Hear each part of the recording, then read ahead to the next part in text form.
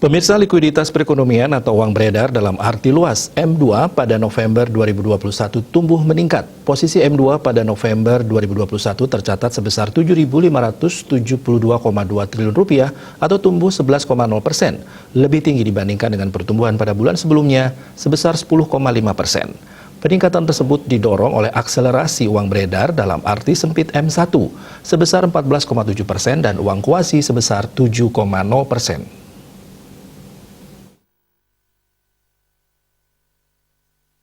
Berdasarkan informasi laman Bank Indonesia menunjukkan pertumbuhan M-2 pada November 2021 dipengaruhi oleh penyaluran kredit dan aktiva luar negeri bersih.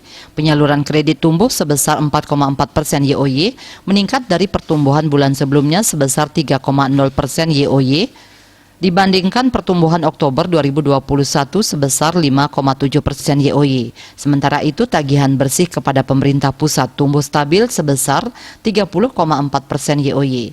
Kebutuhan pembiayaan korporasi terindikasi cukup tinggi pada November 2021 meski melambat dibandingkan bulan sebelumnya. Hal itu tercermin dari saldo bersih tertimbang SBT sebesar 14,8%, melambat dari SBT Oktober 2021 sebesar 16,7%. Perlambatan kebutuhan pembiayaan terutama untuk pembiayaan yang bersumber dari dana sendiri meski masih menjadi sumber pembiayaan utama untuk kegiatan usaha. Sementara itu, pembiayaan yang bersumber dari pinjaman perbankan dalam negeri atau kredit baru, pemanfaatan kelonggaran tarik dan pinjaman dari perusahaan induk terindikasi meningkat. Permintaan pembiayaan baru oleh rumah tangga terpantau masih terbatas pada November 2021, sedikit menurun dibandingkan bulan sebelumnya.